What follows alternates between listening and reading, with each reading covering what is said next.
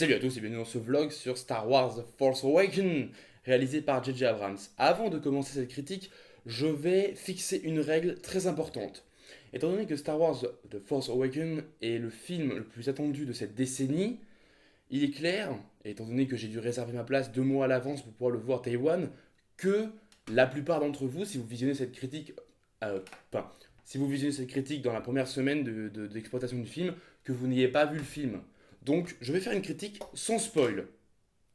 Mais si jamais vous souhaitez discuter, si vous avez vu le film et que vous souhaitez discuter d'éléments de scénario avec moi, je vous invite à le faire dans les commentaires de la vidéo, hein, après tout c'est fait pour ça. Mais attention, j'impose une règle. Si pendant le premier mois de ce vlog, hein, donc en gros jusqu'au 16, jusqu'au 16 janvier, j'impose que si vous parlez d'éléments de scénario importants, que vous précisiez un gros spoiler dans votre commentaire et que vous sautiez 5 6 lignes pour éviter que les gens qui n'ont pas vu le film aillent sur votre commentaire par accident. Parce que si vous parlez d'éléments de scénario très importants, bah, les personnes vont se faire spoiler et voilà. Donc je le redis, ce sera une critique sans spoil.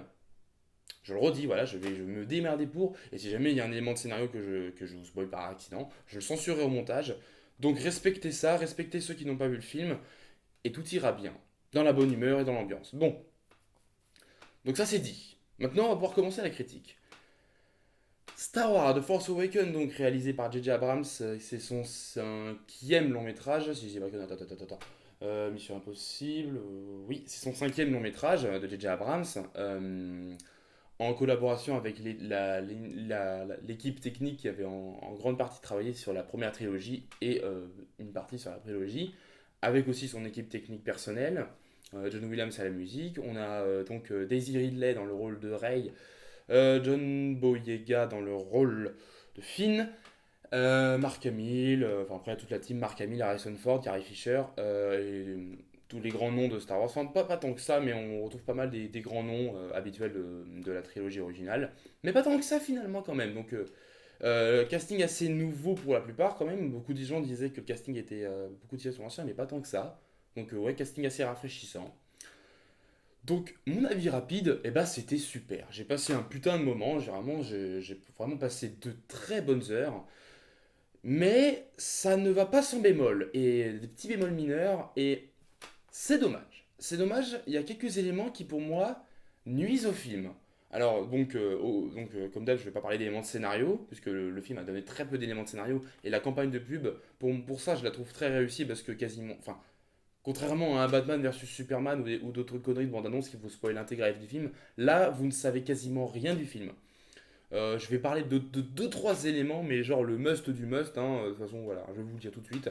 L'élément dont je souhaite vous parler dans ce vlog, c'est le fait que Rey maîtrise la force. C'est pas un énorme élément de spoil, parce que bon, bah, ça paraît évident que si que le personnage qu'on va suivre comme personnage principal maîtrise la force. C'est la règle d'or des Star Wars. Le personnage principal est adepte de la force. Donc, c'est pas du gros spoiler, mais il y a un truc avec Rey et la force. On en parlera quand on parlera du scénario. Pour l'instant, on va d'abord commencer donc vite fait par un résumé.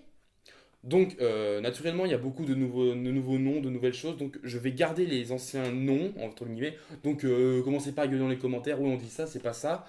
Voilà. Donc, l'Empire et la Rébellion continuent à se taper sur la gueule 30 ans après les événements de Star Wars 6 et la destruction de la deuxième étoile de la mort. Et il semblerait que dans ce film, l'Empire et la Rébellion soient tous les deux en quête de quelque chose d'important. Ils recherchent quelque chose à travers la galaxie et l'enjeu du film va, va suivre cette recherche de quelque chose en même temps qu'on va voir les deux factions se bousiller la gueule mutuellement. Voilà en gros pour l'ordre d'idée. Pour la grosse accroche, hein. Donc je vous dis rien, hein, je vous ai rien spoilé, ne vous en faites pas, hein. Voilà, c'est à peu près ce à quoi on devrait s'attendre comme élément de scénario. Je vous en dis pas plus parce que les bandes annonces n'ont donné aucun détail sur le film et je vois pas pourquoi je vous le ferai moi. Allez voir le film et vous aurez tous les détails dont vous avez besoin. J'ai pas envie de vous spoiler le scénario, tandis que moi, j'ai pas voulu me spoiler le scénario d'un pet. Donc je respecte ça. Donc ouais, c'est du résumé un peu pourrave, mais bon. Donc on va direct commencer par la réalisation. Et il y a de très bonnes choses dans la réalisation. Donc globalement, la réalisation est de très très bon niveau. Et je pense que je vais vous dire comme ça, je pense qu'en termes de réalisation, c'est le Star Wars que je préfère. La réalisation est géniale, il y a vraiment beaucoup d'idées. Donc on va d'abord commencer par tout ce qui concerne, donc on va d'abord commencer tout de suite par ce qui vous intéresse, mais ce sur quoi Abrams est très connu, c'est ses effets spéciaux. Ils sont magnifiques. Vraiment, j'ai rarement trouvé des effets spéciaux aussi beaux que dans ce film. Pas trop de lens flare. Alors oui, voilà. La grande question que beaucoup se sont posées, c'est est-ce qu'il y aurait beaucoup de lens flare dans le film? Et bah pas tant que ça finalement. Au début du film, je me suis dit tiens, je vais essayer de traquer un peu le lens flare. Bon, j'ai vite arrêté parce que j'avais vu un petit peu un film à côté, mais vraiment, j'ai dû en retenir trois dans toute l'intégralité du film. Donc Abrams s'est tellement calmé sur sa lens flare comparé à un Star Trek Into Darkness. Putain, mais ça gêne pas, mais voilà. Un autre truc que j'ai adoré dans le visuel des effets spéciaux, c'est tout ce qui concerne les explosions. Une explosion vers la fin du film que je trouve, mais oh, magnifique. Enfin, c'est l'explosion est juste wow. Enfin, voilà. Ceux qui ont vu le film comprendront. Et du coup, en ce qui concerne les explosions, beaucoup de grosses explosions dans ce film. Ça explose. Enfin, beaucoup, non, pas beaucoup, mais pas mal d'explosions assez grosses. Et notamment, il y a beaucoup d'aspects atomiques dans les explosions. C'est-à-dire que plusieurs des explosions prennent la forme d'un champignon atomique. Alors, c'est très très suggéré, hein, parce que voilà, mais je trouve l'idée intéressante. Et je trouve vraiment, voilà, des très très beaux effets spéciaux. Tout ce qui concerne aussi la texture des sabres. C'est très différent. Alors, en termes d'effets spéciaux, c'est très différent de ce à quoi la saga nous a habitués au niveau des sabres laser et tout ça, au niveau des blasters, des sabres laser. Comment dire, les blasters sont beaucoup plus, les tirs de blaster ou les sabres laser sont beaucoup plus fibreux en fait. Vous avez vu les bandes annonces avec Kylo Ren et vous voyez que son sabre est très fibreux. On voit tout un tas de petites fluctuations au niveau de sa lame et c'est bourré de détails comme ça au niveau des blasters, des tirs de blaster, tout ça. Donc vraiment, ouais, des effets spéciaux qui ont été très travaillés. Voilà. Bon, j'épilogue beaucoup, mais les effets spéciaux sont un point très important de ce film. La photographie en général aussi, en plus des effets spéciaux, est vraiment, je l'ai trouvé, mais vraiment énorme. Et Abrams, contrairement à la plupart des autres films Star Wars, joue avec un énorme contraste au niveau des couleurs. C'est super contrasté. C'est le film le plus contrasté de la saga, sans l'ombre d'un doute. Et c'est vraiment à l'image de son Star Trek Into Darkness qui était très contrasté. Rien que la scène d'introduction avec la planète rouge, rouge pétant, et ben voilà, c'est tout Star Wars a ce même contraste. Et je trouve que c'est très très beau. Tous les chefs opérateurs, les chefs de lumière, tout ça ont fait un boulot dantesque sur ce film. Et je salue vraiment toute l'équipe de réalisation et la direction artistique de J.J. Abrams, qui pour moi sont vraiment incroyables. Et vraiment, j'adore tous ces visuels dans ces films, j'adore ça, moi. Donc vraiment, du gros, voilà.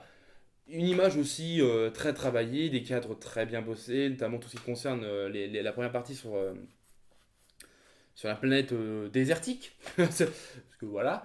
Où là, vraiment, il y a vraiment un travail de cadre. C'est bourré de détails, bourré d'extraterrestres. C'est très très bien travaillé là-dessus. Donc un cadre très bien, des mouvements de caméra cohérents avec l'action.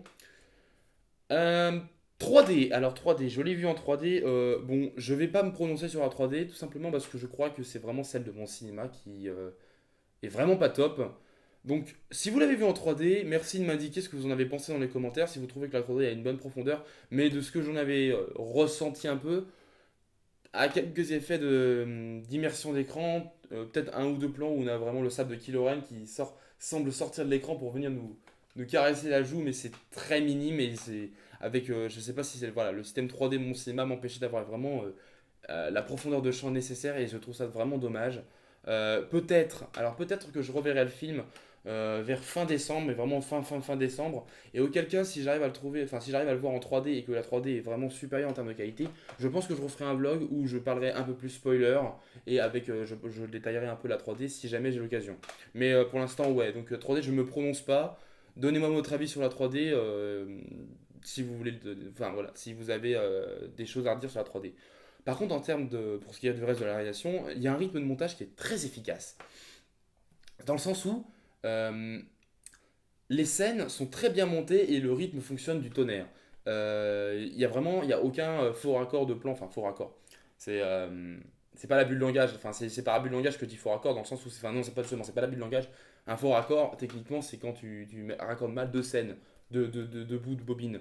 Il n'y a pas de scène trop abrupte qui arrive comme ça, c'est très bien monté et les scènes sont avec un rythme très bon. très travaillées. Donc vraiment, ouais, des très bonnes idées. Surtout en ce qui concerne les scènes d'action qui sont dantesques. Waouh, putain, c'est des scènes d'action, mais putain, mais ça te prend au trip tellement l'action est intense dans ce film. Euh, D'autant action qui est d'autant plus impressionnante dans le sens où J.J. Abrams a utilisé très peu de décors numériques. Et ça, c'est d'ailleurs, on remarquait ça aussi dans ses Star Trek, c'est qu'il y a beaucoup de décors studio. Et c'est ça vraiment que j'aime énormément chez J.J. Abrams, c'est que le mec travaille vraiment avec des très beaux décors. Il paraît qu'il y a un bout de Star Wars qui a été tourné en Bretagne. Je crois. Ouais. Il y a aussi un bout du film qui a été tourné sur un décor en Irlande. Enfin, en Irlande ou en Écosse, je ne sais plus. Je crois que c'est l'Irlande du Nord. Sur des quelques îles irlandaises. Et c'est splendide. Le décor est splendide. Putain, j'étais en mode. Waouh! C'est magnifique. Donc vraiment, J.J. Abrams a bossé a vraiment essayé de bosser dans beaucoup de décors réels. Et vraiment, je salue l'effort parce que de nos jours, maintenant, pour les blockbusters, c'est rare de voir des blockbusters qui sont pas full fond vert. Pacific Rim, par exemple, est un film qui est beaucoup tourné dans beaucoup de fonds verts. Et je trouve ça dommage parce que ouais, ça peut sortir du film, mais là vraiment, J.J. Abrams a une volonté de travailler dans beaucoup de décors normaux, des forêts, des montagnes, le désert, énormément de panoplie de décors, donc vraiment bravo J.J. Abrams. Là-dessus pour ce que voilà. Déception, déception au niveau de la musique, John Williams. Oh non. Enfin, je suis déçu parce que bon, John Williams. Oh, John Williams, hein? Ça pose les couilles. Et enfin, j'ai essayé de porter l'oreille sur les nouveaux thèmes, impossible d'en retenir un seul. Il joue sur les anciens thèmes de la saga, donc le thème du Nouvel Espoir, le thème de Luke, quoi. Concrètement, c'est le thème de Luke et le thème de la Force et du Nouvel Espoir. Je joue aussi un petit peu sur le thème du côté obscur, quelquefois où on faisait allusion au passé ou à Dark Vador. Mais vraiment dommage. Je suis très déçu de la musique. Ça me fait mal au cœur parce que John Williams c'est un des compositeurs les plus importants de un des compositeurs contemporains les plus importants. Et bah, depuis la prélogie, il n'a pas fait de grandes partitions marquantes. Et ça me fait un peu mal au cœur parce que je pense que John Williams a fait son air, a fait son temps. Donc vraiment, je suis très déçu là-dessus. Donc j'espère qu'il se rattrapera peut-être sur les deux autres films ou peut-être qu'il passera la main. Je ne pense pas, j'espère pas quand même parce que parce que John Williams c'est Star Wars, c'est en grande partie grâce à John Williams que Star Wars est Star Wars aujourd'hui. Sans tout l'apport de John Williams à Star Wars, franchement, Star Wars n'aurait pas été le phénomène qu'il avait été aujourd'hui. Et je maintiendrai. J'expliquerai ça un jour peut-être dans une vidéo en quoi la musique est extrêmement importante dans les films. Mais John Williams, c'est quand on a John Williams à la partition, ça impose du steak. Et vraiment, je suis, ça me fait vraiment mal au cœur parce que ces dernières bandes originales ne sont vraiment pas marquantes. Ça me fait, voilà, ça me fait mal au cœur personnellement. Et au niveau du sound design, je suis en mi-teinte parce que je trouve ça manque de son. Il y a beaucoup de nouveaux, enfin ça manque de beaucoup de nouveaux sons. La prélogie avait apporté énormément de nouveaux sons par rapport au background de la trilogie originale. Enfin, il y avait très très peu de sons à part les sabres laser, qui venaient de la trilogie originale dans la prélogie. Et la prélogie a eu un des efforts énormes de sound design. Il y a juste R2D2 et les sabres laser qui sont quasiment constants. Sinon tout le reste avait été retravaillé. Et là, on est surtout sur des acquis et des échos de sound design. On a le cri de Willem. Bon, sur Star Wars, ça passe, mais on a le cri de Willem. Euh, donc ouais, un peu déçu au niveau du sound design. Par contre, les sons qui ont été rajoutés, donc tout ce qui concerne BB-8, oh putain la vache, je l'adore ce nouveau droïde. Je l'adore. Voilà, c'est R2D2 2.0, il est très réussi BB-8. Et tous les sons qui ont été apportés avec sont vraiment immersifs et vous n'auront de cesse de vous rappeler toute l'ambiance R2D2. Et au niveau, un très bon point de sound design, c'est au niveau des scènes de combat de sabre laser. Putain que ça m'a fait du bien d'entendre ça. Parce que bon, le sabre laser, on est d'accord que c'est le son mythique de Star Wars. Et là, en gros, pour les scènes de combat de sabre laser, plusieurs dans le film, et elles sont très différentes des scènes qu'on est habitué enfin, en fait, la trilogie et la prélogie ont des scènes de combat au sabre laser très différentes. La trilogie, c'est plus du combat du jauge de l'adversaire, alors que dans la prélogie, c'est plus des combats très techniques où ça gesticule dans tous les sens. Et bah là, dans cette nouvelle trilogie, ça semble être des combats beaucoup plus viscérales. Et en fait, on sent, ça a été travaillé sur le sound design pour refléter la violence des coups. Il se donne pas des coups de PD dans ses combats. Justement, par rapport à l'épisode 4 de Le Nouvel Espoir, où t'as Obi-Wan qui frôle le sabre laser de Dark Vador en mode attention, on va casser nos accessoires. Là, enfin, voilà. Et le sound design est extrêmement violent. Vraiment, les sables laser, ça fait pa, pa, pa. C'est limite, ça sature pas dans vos oreilles. Et moi, ça m'a fait du bien. Voilà, parce que bon, voilà, ce film en sound design, c'est du génisme. Et voilà, j'adore le sound design. Le sound design, pour moi, c'est un truc qui est trop sous-estimé dans les films. Et ça m'a fait du bien d'entendre d'entendre ces combats de sabre laser parce que putain que c'est bon. Oui. Et c'est sur cette magnifique note de son qu'on va s'arrêter sur tout ce qui concerne l'aspect réalisation. Maintenant, on va passer au scénario. Là, j'ai pas mal de choses à redire dans le scénario. On va donc là, ne vous inquiétez pas, je vous le redis, no spoil. Je vais rien vous spoiler. Et si jamais j'ai un truc qui m'échappe, je censurerai.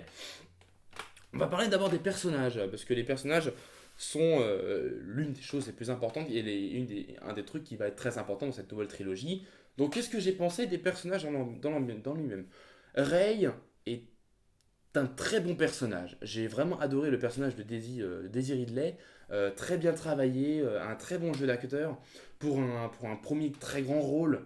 Euh, Vraiment personnage très intéressant, pas mal de mystères qui tournent autour de ce personnage et donc du coup bah, des révélations futures pour d'éventuels prochains films qui se feront très probablement. Je veux dire bon voilà. Un personnage vraiment très attachant. Le jeu de l'actrice a été formidable. Et du coup, alors je vais en profiter pour rectifier un détail concernant ma vidéo précédente ou mes attentes par rapport à ce film. Quand je disais que c'était couillu de mettre un personnage féminin en personnage principal, pour Star Wars, je reprécise. Parce que Star Wars, on a toujours eu des personnages masculins en personnage principal, les personnages féminins étant des personnages secondaires. Alors vous me direz, ouais mais non, la princesse Leia est assez principale. Elle ne fait pas tellement grand chose quand même dans les films. Qu'on soit d'accord, dans le quatrième film, elle est juste là pour se faire libérer et ramener sur Yavin. Et dans les deux autres films, il faut quand même attendre le retour du Jedi pour qu'elle ait vraiment un rôle à part entière, quasiment. Et encore, elle est très dépendante de Han Solo, donc grosse déception. Enfin voilà, grosse déception, non pas du tout, grosse déception, mais il n'y a pas eu de personnage vraiment marquant. Et là, bah, Rey marque une nouvelle pierre, cette nouvelle trilogie Star Wars, puisque le personnage est vraiment très intéressant et très travaillé. Et du coup, c'est ça que je disais que c'était couillu de mettre un personnage féminin pour un Star Wars, d'autant plus couillu que l'actrice est quasiment inconnue. Daisy Ridley, elle a tourné dans 3 séries télé pour des épisodes, pas pour voilà pour 2 3 épisodes, genre en apparition, genre tu sais, vous avez une série policière et genre bah, c'est le suspect numéro 455 dans une série quoi. Donc des tout petits rôles et 2 3 rôles à la télévision. En gros, elle avait fait 6 rôles dans sa vie d'après le Wikipédia, ce qui est rien du tout. Donc la voir maintenant à la tête du film de science-fiction le plus ambitieux de cette décennie, excusez-moi, c'est une décision que je considère comme très couillue. Donc voilà, ça c'est la parenthèse, je la referme et on va passer aux autres personnages. Finn, qui a fait couler pas mal d'encre virtuelle, je trouve qu'il remplit très bien ses cartons. L'acteur est correct, il est pas trop anti-charismatique comme on pouvait le craindre.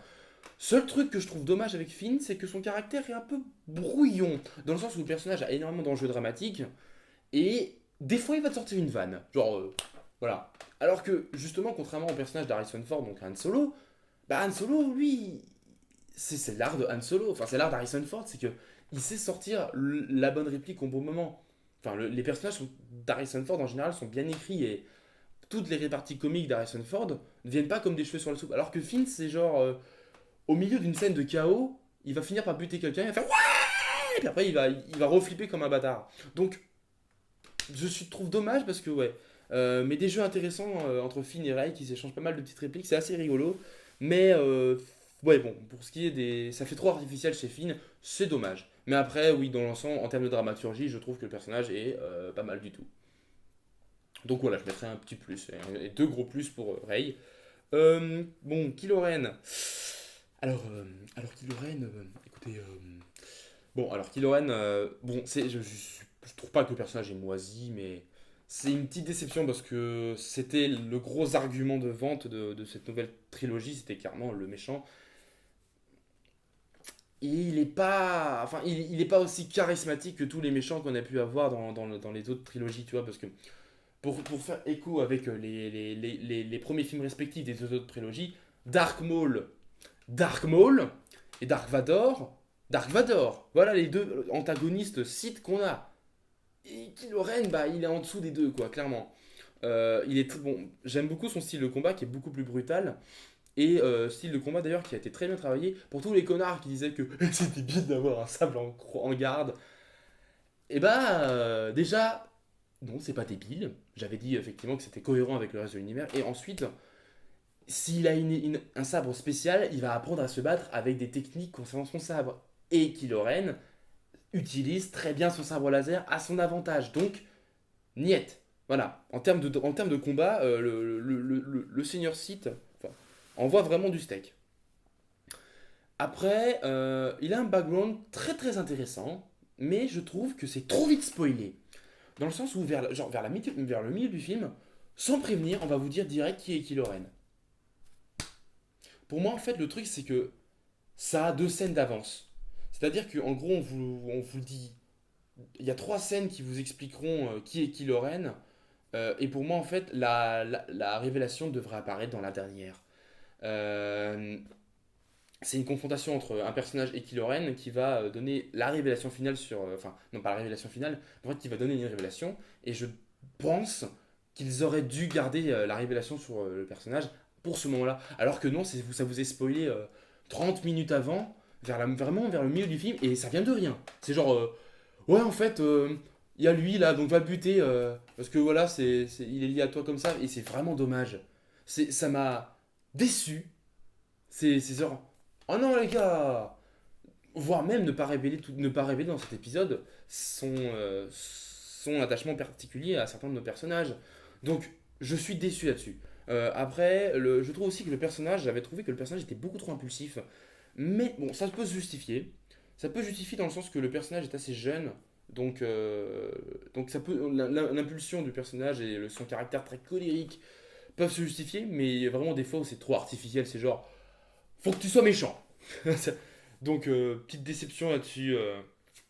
Voilà, mais c'est vraiment dommage parce que ouais, je trouve que le personnage avait un background très intéressant et c'est trop rapidement spoilé. Et à la fin, le personnage devient moins intéressant en fait. Enfin, voilà. Et c'est très dommage. Par contre, alors, no joke, un personnage qui fait partie de la trilogie originale que j'avais trouvé génialement traité dans ce film, c'est Chewbacca. C'est le film. Enfin, j'adore Chewbacca, hein. J'adore Chewbacca. Mais dans ce film, je l'ai trouvé tellement incroyable. C'est vraiment la première fois que je me sens touché pour Chewbacca, tu vois. Là, vraiment, c'est pas plus. Ça passe outre le comic relief qu'il était à la base. Et ça devient pour moi vraiment un personnage de Star Wars à part entière avec des. Vraiment, voilà. Enfin, non, comment dire. J'ai toujours considéré Chewbacca comme un personnage de Star Wars à part entière. Mais là, vraiment, il prend un autre stade dans ma liste des personnages préférés de Star Wars. J'ai trouvé Chewbacca vraiment euh, magnifique, magnifiquement interprété et bravo, bravo parce que putain je m'attendais pas du tout à avoir un Chewie, voilà je m'attendais à avoir trouvé Chewie. Et dernière chose, alors de grosses déceptions, le capitaine Phasma joué donc par Gwendoline de Bidule qui est l'actrice qui joue Brienne de Thorne dans Game of Thrones, ce personnage est inutile. C'est dommage parce que putain, je discutais avec une personne juste avant le film, et il me disait je me demande ce qu'elle va donner et tout. Le personnage est inutile. Voilà, c'est une très très grosse déception là-dessus. Le capitaine Phasma est vraiment inutile. Bon, excusez-moi, j'ai vraiment épilogué sur les personnages, mais voilà, vous savez à peu près quoi penser sans que je vous ai spoilé quoi que ce soit. On va terminer rapidement. Alors excusez-moi, je check mes notes qui sont juste en dessous de ma caméra. Oui, alors au niveau des dialogues du film, au niveau de l'écriture générale des scènes, très bien faite, dans l'ensemble c'est très bien écrit, sauf qu'il y a beaucoup de vannes qui font trop artificielles pour moi. C'est trop genre, t'as vu, on met une petite vanne marrante, et c'est dommage, parce que contrairement à la trilogie originale et à la prélogie, les caractères des personnages sont en accord avec les petites vannes qui sortent. Dans la prélogie, c'est très reproché à Obi-Wan, mais je trouve que c'est en accord. Dans la trilogie, c'est bon bah, c'est Yann Solo, clac, clac, clac, clac, clac, clac, clac. Il fuse quoi, c'est un moulin à paroles et c'est un moulin à vannes, mais c'est très très très bien contrôlé. Là, je trouve que des fois c'est trop. on met une vanne on met une vanne pour mettre une vanne. Et bon, ça sort pas du film, mais ça. Tu fais. Oh ouais, ce mot quoi. Enfin, oui, bravo, encore un jeu de mots bien pourri. Voilà, bon, c'est dommage. Par contre, des enjeux dramatiques très très puissants. C'est. On a un aspect crescendo vraiment puissant en fait. C'est genre au début ça monte doucement. Et d'un seul coup, pouf, la pente va se mettre mais genre verticale. Et d'un seul coup, voilà. Donc ça peut donner un effet un peu cheveux sous la soupe. Et c'est pas la seule chose que je reprocherais au truc, mais il y a des enjeux dramatiques qui sont vraiment très très très puissants. Et ça marche vraiment du tonnerre. On a beaucoup d'incertitudes qui planent sur certains trucs. Et c'est très intéressant. Mais alors, deux, trois trucs aussi, avant d'arriver pour moi au gros point négatif du film. Pour l'évolution des personnages, il y a des évolutions des fois qui sont beaucoup trop rapides et beaucoup trop épiloguées, et ça va être lié à mon dernier point. Mais par exemple, tout ce qui concerne Rey, donc je vous ai dit en début de vidéo que Rey était lié à la Force. Et du coup, bon, bah, Rey va inspirer à devenir, va devenir un chevalier Jedi, ça semble couler de source. Par contre, au niveau de son apprentissage de la force, c'est plus du cheveu sur la soupe, c'est la barbe sur la soupe là. Enfin, ça sort de nulle part. Et c'est genre ah putain merde vite. Et alors là-dessus putain là cette scène peut vous sortir. Il y a une scène vraiment où elle commence à comprendre ses pouvoirs. Et alors cette scène arrive de nulle part. Et c'est vraiment dommage. Et du coup je disais que c'était très très lié à mon dernier point.